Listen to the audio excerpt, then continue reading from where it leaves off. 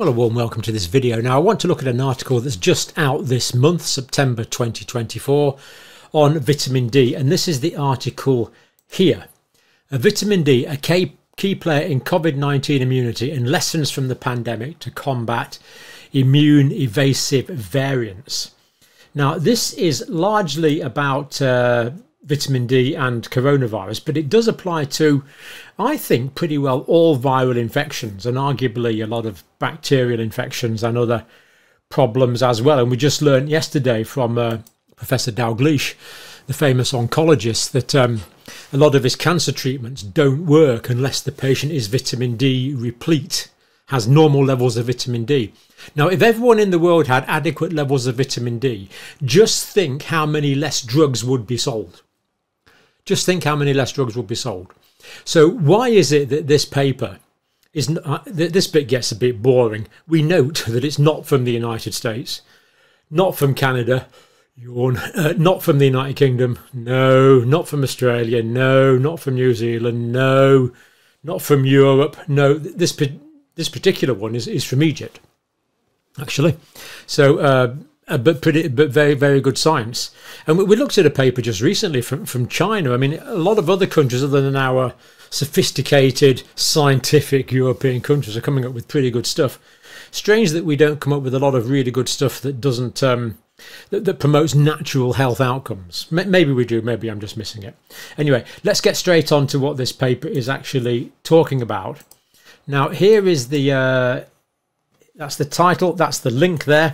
As of July 2024, 775 million confirmed cases of COVID-19. And this really took me aback. 13.5 billion doses of vaccine. With all this vaccine, you'd think that coronavirus had been completely abolished. If that's the case, why do I keep getting reminders on my phone from the British Health Service to come and get another COVID vaccine? I haven't quite gotten around to going yet, so probably won't actually. I mean, the idea that they're still pushing these vaccines to people like me, to me, just seems preposterous.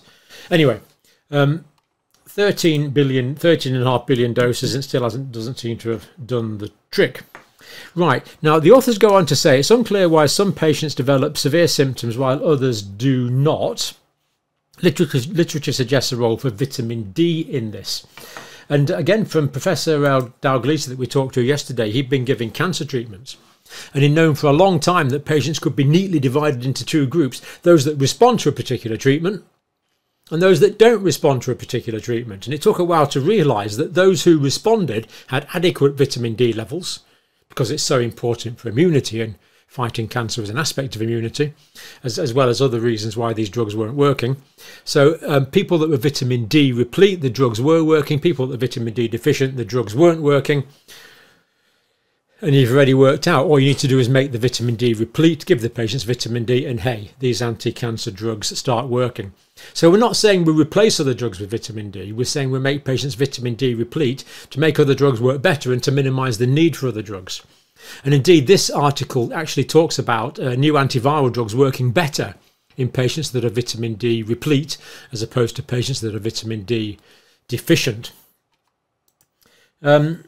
Literature suggests a role for vitamin D. Obviously, vitamin D plays a crucial role in the infection or ameliorating the severity of symptoms. So vitamin D is important whether you get infected or not in the first place. Or how severe, ameliorating, making the symptoms less severe if you are vitamin D replete. But vitamin D deficiency is associated with increased hospitalization of severely ill patients and increased levels of COVID-19 caused mortality. And we know from many other authors we've talked to, for example, we've talked to people like Dr. David Grimes, who did a lot of the original research on vitamin D. He wrote this superb text on vitamin D that it's not just viral infections, it's a whole range, a massive range of other conditions in which vitamin D levels are absolutely vital. And the fact that this book hasn't been picked up and acted on by the medical establishment, I would consider to be unfortunate. Some might say a scandal. Let's go on just with the main headlines again of the paper. The mechanism and action of vitamin D and vitamin D deficiency is well understood. Now, we're going to give you some of these in a minute, why this is so efficacious. Vitamin D levels and genetic variation in the vitamin D receptor, VDR, gene significantly impact the severity and outcomes of COVID-19. Now, what this means is people that have difficulty using vitamin D, that have deficient vitamin D receptors, and find it more difficult to allow the vitamin D they have to activate their genes, particularly genes to turn on gene transcription in the white blood cells, those people have more severe disease. So if the people that have more difficulty utilising their vitamin D get more severe disease, then that is analogous to people that have normal vitamin D receptors but don't have enough vitamin D. And of course, people with abnormal vitamin D receptors, the minority of people that have this genetic difficulty, then clearly we need to make them even more vitamin D replete to make maximum use of the vitamin D receptors that they have. But clear evidence that vitamin D is important, really, because those that are genetically unable to use vitamin D as well have poorer outcomes. Seems pretty clear evidence to me. Vitamin D levels and genetic variation, there we go. So people with the poor vitamin D receptors, poorer outcomes, especially in the infections caused by Delta and Omicron, these researchers found, the later variants of the virus. Furthermore, vitamin D deficiency, this is back into people with normal genetics now, the vast majority of us, causes immune system dysregulation upon infection with SARS coronavirus 2. So dysregulation means that the immune system sometimes doesn't work enough, but sometimes the inflammatory part of the immune system works too well, and you get this cytokine storm and sepsis. Either way, it's bad for your health. You're either not getting enough immunity or you're getting too much inflammatory immune response, because if you're vitamin D deficient, you're more likely to get dysregulation, indicating that vitamin D sufficiency is critical in fighting against COVID infection. True. And again, as we've learned from Dr. Grimes and Professor Anderson and many others, this is true of all infections. Yeah, all infections, and probably all cancers, because vitamin D is essential for the functioning of all of the white blood cells. All of the white blood cells have vitamin D receptors. All of the white blood cells need vitamin D to activate their genes to make the cells work properly. The pathophysiology is pretty convincing and pretty conclusive. Potential role as a preventative and treatment adjunct, as a prophylactic and treatment adjunct. So in other words, give vitamin D to prevent severe infection or infection at all, and treat vitamin D with vitamin D as well. Immunomodulatory and anti-inflammatory effects of vitamin D. So immunomodulatory means that again, if it's immunomodulatory, it's moderating the activity of the immune system. It's making sure that the immune system is not getting too active in certain areas or underactive in other areas. And anti-inflammatory effects, we don't want too much inflammation, so there's anti-inflammatory effects of vitamin D as well. Now, the authors also point out that new antiviral drugs work better when the patient has adequate levels of vitamin D, which is, again, is fairly obvious. And they also say there's a need for large-scale randomized double-blind controlled trials. Rest assured, authors in Egypt, this is not going to happen funded by Western drug companies or Western regulators. You might have your suspicions as to why that's not going to happen. I would love it to happen, but wouldn't hold my breath for it to happen. Moving on, mechanisms of action. Now, let's just look at these briefly. I'm not going to go into too much biochemistry on this because we'll be here forever. And I don't understand it all fully myself, actually. But let's just look at some of the basic mechanisms here. Now, this first mechanism of action is to do with the macrophages, these large defensive cells here, derived from monocytes. Macrophages often live in the tissues. And we see that they produce defensive proteins. And we also see that they can stimulate naive T cells. They can produce cytokines that stimulate naive T cells. And this is important because when the T cells are new T cells, they need to be sensitized to a particular type of antigen. So that's one mechanism of action. Vitamin D is necessary for that. This is another one identified in the text. So activated T it activates T lymphocytes and mature B lymphocytes into plasma cells. So we get the vitamin D is necessary to activate the T cells, and also here we see the B cells are activated into plasma cells. And the plasma cells are important because it's the plasma cells that actually produce the antibodies. Of course, we need the antibody production as part of the immune response. Not the only part, but part of it. So again, well-established science really in how this is working. Now this one is because vitamin D prevents inflammation and vasoconstriction and fibrosis of the lung. So I'm not going to go through the angiotensin system here, but this is the angiotensin system that works from angiotensin activated by renin in the kidney. But basically, if you haven't got enough, if you've got enough vitamin D, you're going to get reduced inflammation, you're going to get reduced vasoconstriction, and you're going to get fibrosis. Because in the lung, if you get fibrosis, obviously that's fibrous tissue. That means the lung basically can't work at all. If you get vasoconstriction, you're going to get less blood going through the lung, and that also makes it harder for the right side of the heart to pump the blood out. And of course, if you get fibrosis, lung fibrosis is a terminal condition, scar tissue in the lung. So again, adequate vitamin D levels necessary. Otherwise, we'll get more inflammation, more vasoconstriction, and more fibrosis. Another mechanism here is related to cytokine storm. So here we see that the macrophages here that produce these inflammatory cytokines, these chemicals that go from cell to cell to stimulate them. If there's not enough vitamin D, we can get cytokine storm. Too many of these cytokines, adverse effects on the heart, adverse effects on the liver, adverse effects on the lungs, and adverse effects on the kidneys. So for example, in the lungs there, it's causing acute respiratory distress syndrome. In the kidneys there, it can cause acute kidney injury. So quite a few mechanisms there for how the vitamin D is working. Here's another one, a C-reactive protein. So if you're repleting vitamin D, that prevents excess secretion of C-reactive protein, which is produced in the liver. And as we see, if you've got too much C-reactive protein here, we get these inflammatory effects. We get more atherosclerosis. We get more risk of blood clotting, which of course we know killed many people in the pandemic. We get more inflammation, and we get more what you call ROS, reactive oxygen species, that can damage the blood vessels. And I remember basically Asim Malhotra was the doctor that thought of this. He realised that there could be accelerated development of atherosclerosis, and I'd never heard about that at the time, and I don't think it was in the literature at the time, but he identified this. And it's now confirmed by these researchers in Egypt. Increased rates of atherosclerosis, the furring up of the arteries. And vitamin D can also directly reduce viral replication as well. So some mechanisms of action clearly known about and have been known about for some time. But the biochemical pathways are still being refined, but it's strange that people just don't seem to link this with the obvious need for making people vitamin D replete. Almost like a willful blindness. Professor Dalgleish talked about Admiral Lord Nelson seeing no ships. So there was a fleet approaching, and he didn't want to see the fleet approaching, so he put the telescope to his blind eye and said, "I see no ships." So you can choose willful blindness if you like.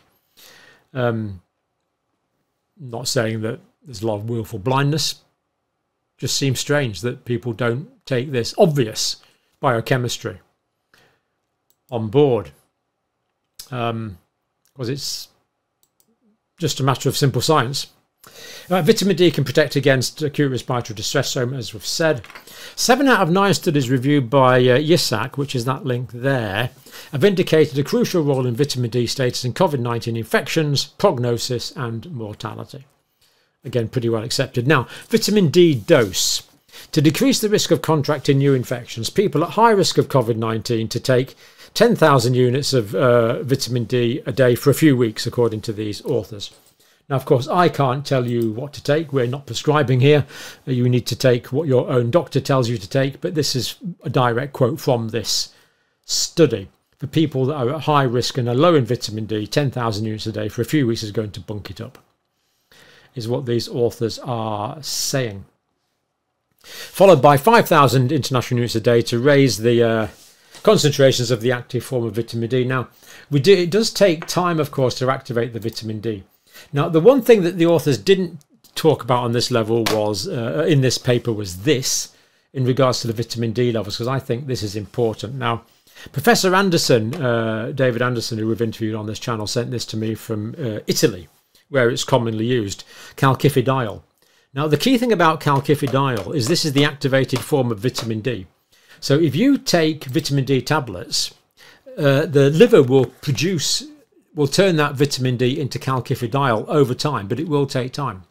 Whereas if you take the calcifediol when you've got an acute infection, it will work straight away. This works within an hour or two, whereas vitamin D supplements take days to a week or two to work.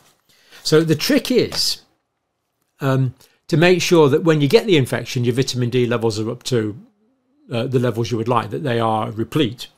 So that means basically we need to keep it up all the time, of course, because you never know when you're going to get an infection. But for people that are low in vitamin D, if they take this, there we go. If we take this calcifediol, that will work straight away within hours. So obviously what we should do is everyone who gets a severe infection, we should test the vitamin D levels, and if they're low, their doctor should prescribe calcifediol, because this will put it up in an hour or two. If someone's got an acute infection, there's no point not to, but if you give them vitamin D, it's not going to help them within a few hours, or even a day or two, really. It might start having some effect after a few days. So if it's an emergency, why not give them this calcifediol and get the vitamin D levels up straight away? Just think how many other expensive drugs we could save just by giving a simple activated form of vitamin D.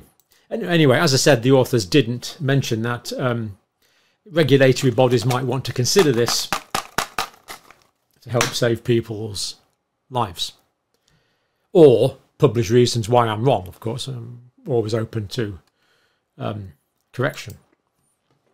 Blood levels of vitamin D. Now, blood levels of vitamin D below 12 nanograms per mil indicate severe deficiency. Now, in the United Kingdom, we don't use nanograms per mil. We often use micromoles per litre. So you have to divide that, multiply that by 2.5 to get that. So that would be about 30 or something. But we'll stick with nanograms per mil. Levels between 12 and 20 nanograms per mil suggest deficiency. Treatment recommended for levels below 30 nanograms per mil. But if you think about it, 30 nanograms per mil in English units, that would be 75. Would that be, am I right, 75? So a lot of people, so many people are below this level. So many people are below this level. Now, we don't know how many people, because most of the time we simply don't bother testing. One of the most fundamental predictors of good health is vitamin D levels, and it's very rare to get it tested in UK primary health care, unfortunately. But these doctors are saying, look, if your vitamin D level is below 30 nanograms per mil, or about 75 nanomoles per litre, bunk it up a bit. Treatment levels. Optimal levels are between 30 and 60 nanograms per mil. Recommended doses. Now, very often children are missed out with vitamin D. So this paper is saying, these are not British recommendations, these are the Egyptian doctors. But what they're saying for their recommendations, up to 1 year, 400 units a day. That's 10 micrograms. Above 1 year, 600 units a day. Above 8 years, half the adult dose, and the adult dose is 800 to 2,000 as a maintenance dose. On the conservative side, I would have said, but anyway, but they do say routine toxicity monitoring is not necessary for doses under 10,000 units per day. So there we go. Good awareness of the importance of vitamin D in Egyptian researchers.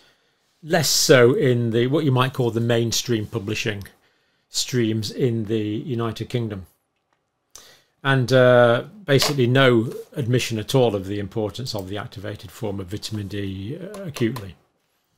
So if you know anyone who's in the regulatory agencies, just suggest that we might include this as part of our severe infection and sepsis protocols. Will actually work very quickly. Antibiotics can take, even intravenous antibiotics, 6-12 hours to work, whereas this can work within a couple hours. But giving the vitamin D itself is going to take much longer. So anyway, fascinating stuff there on vitamin D. So many basic, inexpensive things that we could be doing to reduce morbidity and mortality, to reduce our requirement for expensive, sophisticated drugs. And yet for some strange, inexplicable reason, rarely done. But let me know what you think. But for now, thank you for watching.